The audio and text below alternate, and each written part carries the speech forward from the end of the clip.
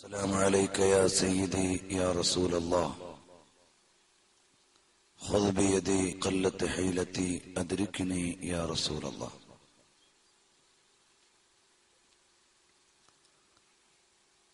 സർവാദരണീയരായ പണ്ഡിതന്മാരെ,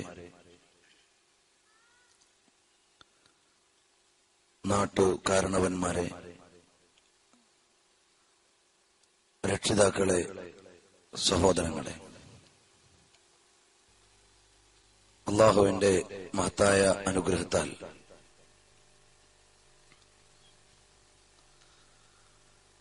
ആനുകാലിക സാഹചര്യങ്ങളെ കണക്കിലെടുത്ത്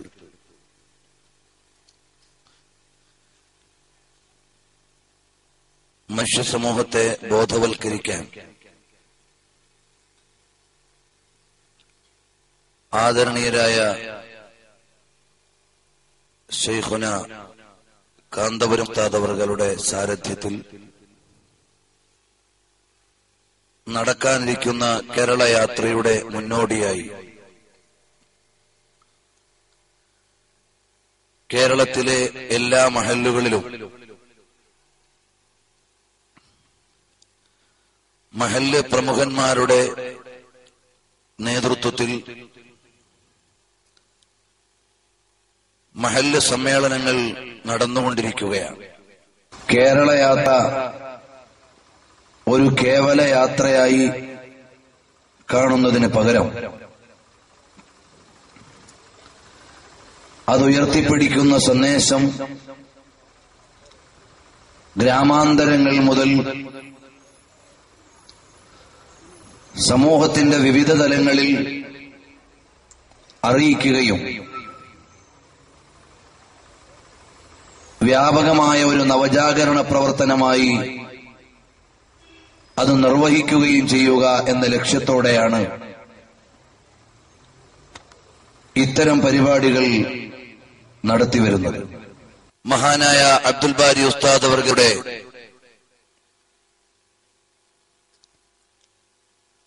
തിരു സാന്നിധ്യമുള്ള ഈ നാട്ടിൽ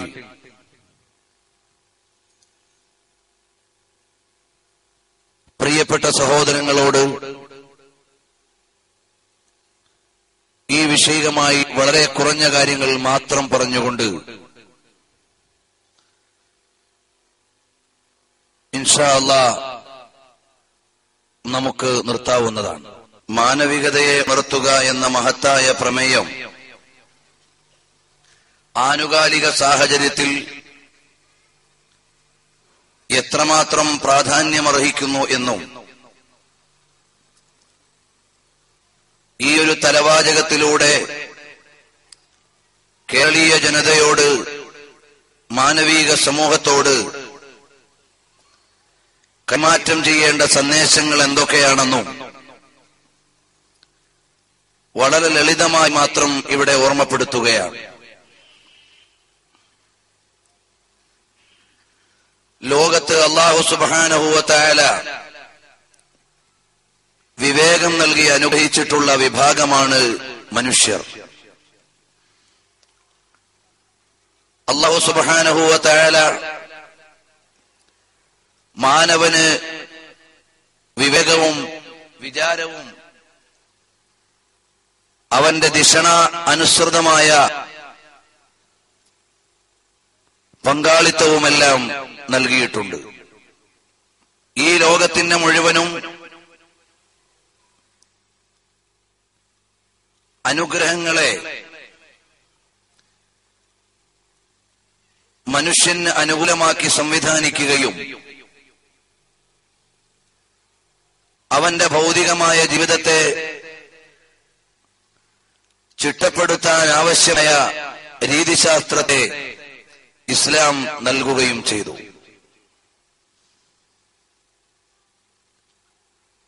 ഈ കാലഘട്ടത്തിൽ ഓരോ ദിവസവും നമ്മൾ അറിഞ്ഞുകൊണ്ടിരിക്കുന്ന വർത്തമാനങ്ങൾ ശാസ്ത്രീയമായും സാങ്കേതികമായും മനുഷ്യൻ ഒരുപാട് വളർന്നു. ഇന്നലകളിൽ നമുക്ക് സങ്കല്പിക്കാൻ പോലും പറ്റാത്ത കാര്യങ്ങൾ ഇന്നത്തെ കുട്ടികൾ പ്രയോഗവൽക്കരിച്ചുകൊണ്ടിരിക്കുകയാണ്.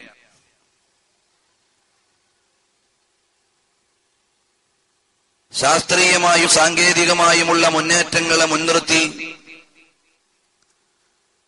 മനുഷ്യൻ വളർന്നു എന്നും പുരോഗതിയിലേക്ക് എത്തിയെന്നും നാഴികയ്ക്ക് 40 വട്ടം വിളിച്ചറിഞ്ഞുകൊണ്ടിരിക്കുകയാണ്. ഇവിടെ ഇരിക്കുന്ന കഴിഞ്ഞൊരു തലമുറയ്ക്ക് അഥവാ പ്രായമേറിയ ഇന്നത്തെ ഉപ്പാപ്പമാരായ ആളുകൾക്ക് മുമ്പ് ഇമാജിൻ ചെയ്യാൻ പോലും സങ്കല്പിക്കാൻ പോലും കഴിയാത്ത ഉന്നതമായ പ്രായോഗിക തലങ്ങളിലേക്കാണ് പുതിയ തലമുറ എത്തിച്ചേർന്നിരിക്കുന്നത്.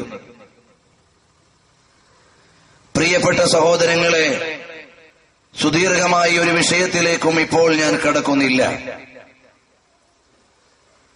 ഇങ്ങനെ ശാസ്ത്രീയമായും സാങ്കേതികമായും സംവിധാനപരമായുമെല്ലാം ഒരുപാട് ഉന്നതികൾ പ്രാപിച്ച പുതിയ മനുഷ്യൻ മാനുഷികമായി എവിടെ നിൽക്കുന്നു എന്ന് ചോദിച്ചാൽ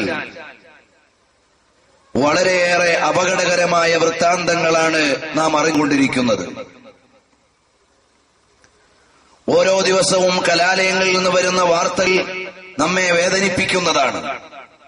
ഉന്നത വിദ്യാഭ്യാസം നേടുന്നതിനും ഭാവിയിലെ ഭരണാധികാരികളാകുന്നതിനും വിദ്യാമണ്ഡലങ്ങൾ കൈകാര്യം ചെയ്യുന്നതിനും വേണ്ടി പാകപ്പെട്ടു വരേണ്ട നമ്മുടെ യുവജനം കലാലയത്തിന്റെ മുറ്റത്തുനിന്ന് കള്ളിന്റെയും കഞ്ചാവിന്റെയും തോന്നിവാസത്തിന്റെയും അഡിക്റ്റുകളായി മാറുന്നതാണ് നാം കേട്ടുകൊണ്ടും അറിഞ്ഞുകൊണ്ടുമിരിക്കുന്നത്. ഇവിടെയാണ് നമ്മുടെ മനോഭാവങ്ങളെ ചില മാനവികമായ വിചാരങ്ങൾക്ക് വിധേയമാക്കേണ്ടത്. മോഡേൺ വിദ്യാഭ്യാസം മനുഷ്യനെ കേവലം യന്ത്രവൽക്കരിക്കാനാണ് പരിശ്രമിച്ചുകൊണ്ടിരിക്കുന്നത്. നന്നായി അധ്വാനിക്കുന്ന, നന്നായി പ്രവർത്തിക്കുന്ന ഒരു മോഡേൺ യന്ത്രത്തെയാണ് ആധുനിക മെഡിക്കൽ കോളേജുകളും എഞ്ചിനീയറിംഗ് കോളേജുമെല്ലാം ഫോം ചെയ്ത് ഉൽപ്പന്നമായി സമൂഹത്തിന് നൽകുന്നത്. അല്ലാതെ ആത്മീയമായ മൂല്യങ്ങളെ നൽകാൻ മോഡേൺ കരിക്കുലത്തിന് സാധിക്കുന്നില്ല. 6 വയസ്സുകാരിയും 60 വയസ്സുകാരിയും പീഡിപ്പിക്കപ്പെടുന്ന ഒരു ലോകത്താണ് നാം ജീവിച്ചുകൊണ്ടിരിക്കുന്നത്.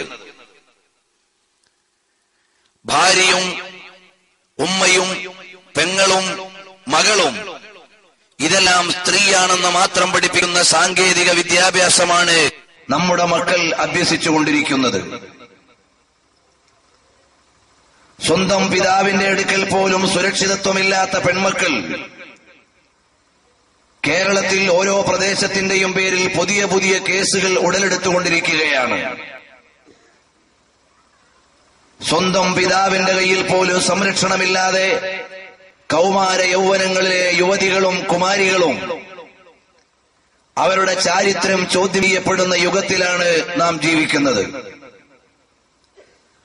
നമ്മുടെ പ്രദേശത്തിന് ഒരുപാട് മനോഹാരിതകളും ഒരുപാട് മനോഹരമായ നാമങ്ങളുമുണ്ട്. ദൈവത്തിന്റെ സ്വന്തം രാജ്യമെന്ന് വിളിച്ചു പറയുകയും ലോകത്തുള്ള ഒരുപാട് രാജ്യങ്ങൾ നിക്ഷേപത്തിന് തയ്യാറായി നമ്മുടെ രാജ്യത്തേക്ക് വരികയും നമ്മുടെ നാട്ടിലെ കമ്പ്യൂട്ടർ എഞ്ചിനീയേഴ്സിനെയും ടെക്നോ ഡെവലപ്മെന്റുകൾക്ക് സാധ്യമാകുന്ന ആളുകളെയും ഉന്നത രാജ്യങ്ങൾ പോലും ഉപയോഗപ്പെടുത്തുകയും അനുഭവിച്ചുകൊണ്ടിരിക്കുകയും ചെയ്യുകയാണ്. ഇങ്ങനെ ഭൗതികമായ സംവിധാനങ്ങളുടെ നാലുവട്ടത്ത് നിന്ന് പറഞ്ഞാൽ നമ്മുടെ സംസ്ഥാനത്തിന് തന്നെ ഒരുപാട് മേന്മകളും ഉന്നതികളും പറയാനുണ്ട്. ഈ ഉന്നതികളുടെയും മേന്മകളുടെയും എല്ലാം നടുവിലാണ് LKGയിൽ പഠിക്കുന്ന പെൺകുട്ടിക്ക് പോലും ചാരിത്ര സുരക്ഷയില്ല എന്ന യാഥാർത്ഥ്യത്തെ നാം വായിക്കേണ്ടി വരുന്നത്. സ്വന്തം ഭർത്താവിന്റെയും ഭാര്യയുടെയും മക്കൾ പരസ്പരം സുരക്ഷിതത്വമില്ലാത്ത മലയാളി സമൂഹം. ഇങ്ങനെ ആനുകാലിക വാർത്തകളെ എണ്ണിപ്പറഞ്ഞാൽ ഒരുപക്ഷെ എന്റെ അനുവാചകരായ നിങ്ങൾ ഞാൻ പറയുന്നതിനേക്കാൾ കൂടുതൽ ഇങ്ങോട്ട് പറയാൻ അറിയുന്നവരാണ്. എന്നേക്കാൾ കൂടുതൽ ചിലപ്പോൾ മീഡിയകളുമായി പരിചയപ്പെടുന്നവരാണ്. പ്രിയപ്പെട്ട സഹോദരങ്ങളെ, ഇന്ന് നാം അഭിമുഖീകരിച്ചുകൊണ്ടിരിക്കുന്ന ധാർമ്മികമായ അരാജകത്വം നമ്മുടെ നാട്ടിൽ വളർന്നു വന്നാൽ, നമ്മുടെ നാട്ടിൽ വികസിച്ചു വന്നാൽ അടുത്ത ഭാവിയിൽ നമ്മുടെ പ്രദേശം, നമ്മുടെ സംസ്ഥാനത്തിന്റെയും അവസ്ഥ എന്തായിരിക്കും? നമ്മുടെ സമൂഹങ്ങൾ എങ്ങോട്ടാണ് സഞ്ചരിക്കുന്നത്?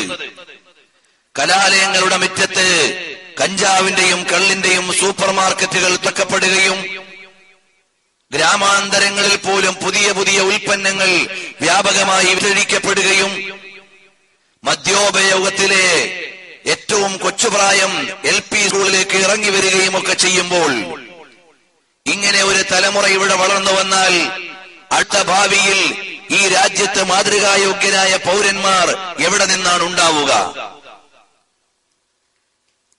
ഇത്തരം പ്രശ്നങ്ങൾക്ക് പരിഹാരം കാണാൻ യന്ത്രവൽകൃതമായ വിചാരത്തിന് സാധ്യമാണോ?